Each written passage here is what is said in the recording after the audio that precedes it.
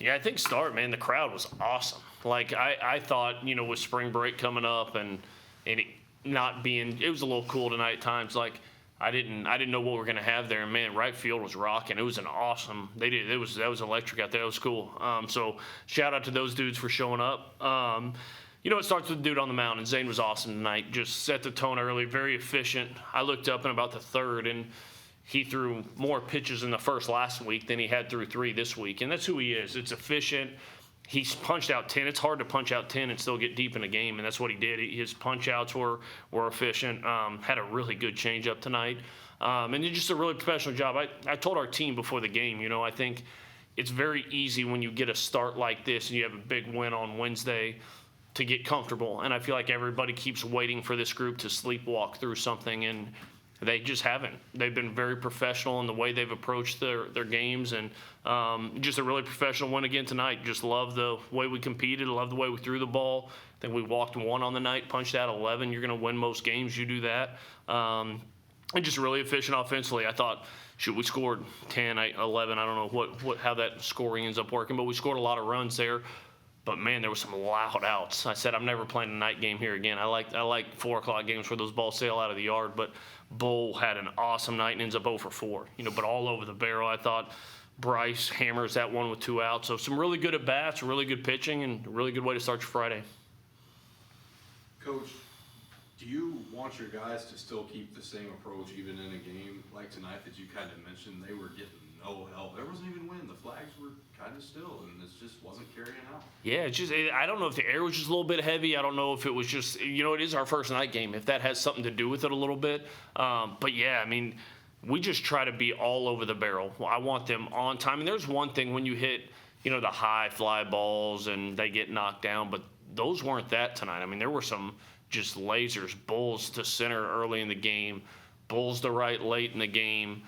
Norton hammered one to center.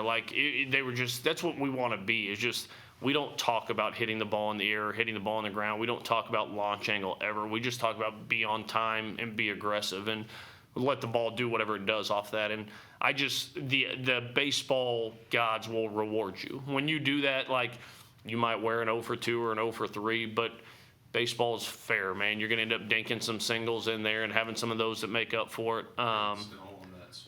Kate Snell, he still has the softest 2-out RBI I've ever seen at Jacksonville State. A ball was hit 24 off the bat and somehow got through the infield and scored the guy from second. So the game evens out, but we just want to be on time and aggressive regardless of conditions, and we were tonight. Zane, obviously really great outing tonight. 10 strikeouts, which there's a season high, might be a career high for you. What was kind of working for you on the mound? Kind of how do you? Don't do it. And what did you work on from your start against North Dakota State over the past week? Yeah, I think the first thing that really stood out for me tonight was just location, just hitting spots. I think all 4 or 5 of my pitches, I guess, can technically, I was locating all of them. They were all there when I needed them. I think that was the biggest thing, was just being able to throw 5 different pitches and, throw their timing off. Rear back and throw a fastball when I needed it. Bury curveball. Changeup was good tonight. Yeah, I don't think it was one thing. I think everything was working tonight.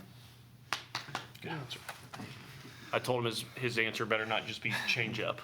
So that was a better answer. It was working in there. Yeah. That was good tonight. Coach, that's the longest start of the year so far for a starting pitcher for your team.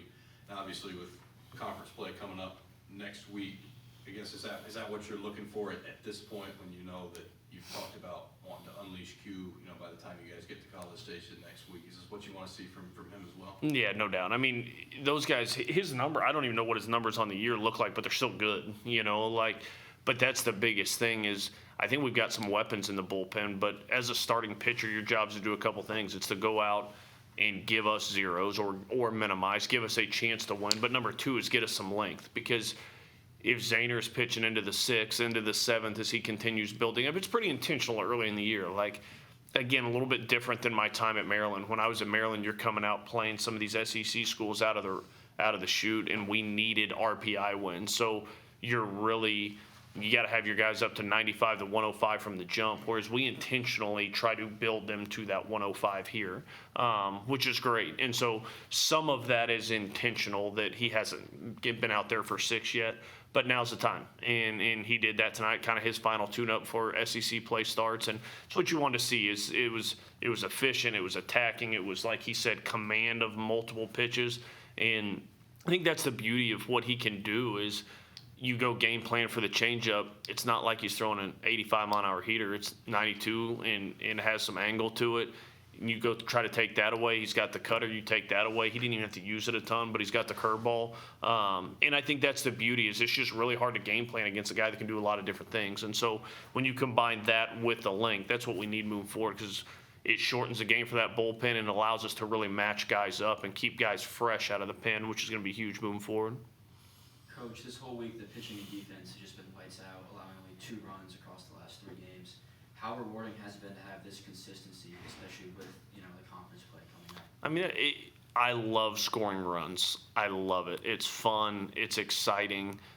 But the teams that win at the end of the year, the teams that play deep into June, the last team standing is going to be the guys that can pitch and play defense at a really high level. Like pitching and defense travels too. Like there's times it's just going to be a bear when you're on the road, and we're going to play those 1-0 games, 3-1 games, and we've got to be able to win those. And then there's going to be days where things are flying and it's a fun day to go line up and slam baseballs, and we got to be able to win that way.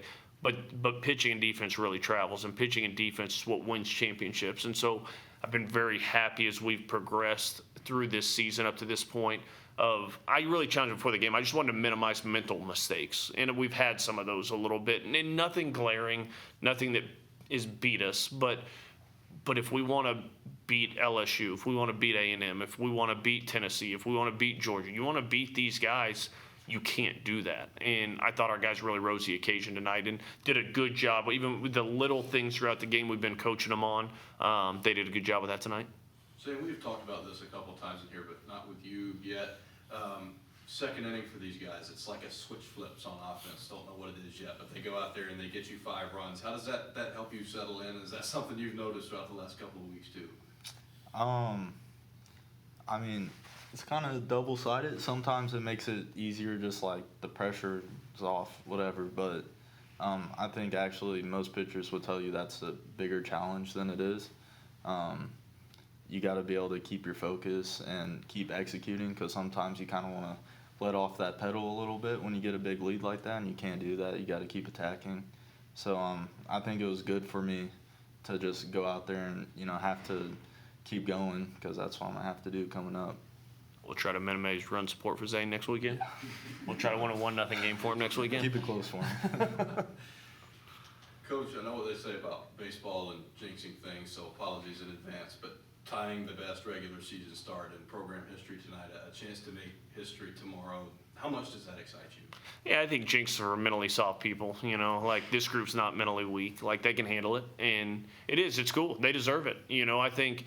I think we just try to approach, and it sounds like the most cliche thing ever, but it was my conversation with them before the game. It's what we've been preaching since August, is it doesn't matter who's in the other dugout. It doesn't matter if we're 15-0 or 0-15. Our goal and our job is to come out and perform each day, and it's to come out and do our jobs every day. And it's a really workman-like group, and I sent these guys a text this morning. I saw a verse in the Bible when I was reading this morning. It was talking about those who are humble will be exalted, and those who exalt themselves are going to get humbled. Like I sent that to him first thing. The second you think you figure out this game, man, it'll humble you. And so I'm not afraid of jinxing stuff. I'm not afraid of that stuff. I think this group they've shown a really professional behavior. Now, I don't think we're going to go 55-0, and that'll be the next test, whether that's tomorrow, whether that's Sunday, whether that's Tuesday, or whether that's next week, or whether that's in 2 months. At some point, we're going to have to respond to a tough night or a tough day, and that'll be the true test of this team. I'm not looking forward to seeing that happen, but I'm also that it's coming, and I trust that this group and the way they approach things, they just show up every day. They show up with a really good attitude, really good preparation. And I think when you do that, you set yourself up to have a chance to have success.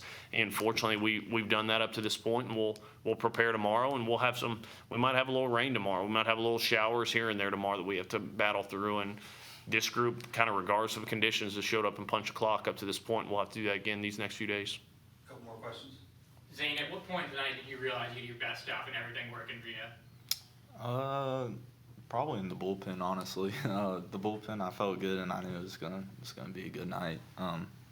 Just some things I've been working on, just trying to get back to being athletic instead of trying to be perfect with everything, and just move well on the mound. And I felt like I was moving well early on, and as soon as I stepped on the mound, I was like, I'm good tonight.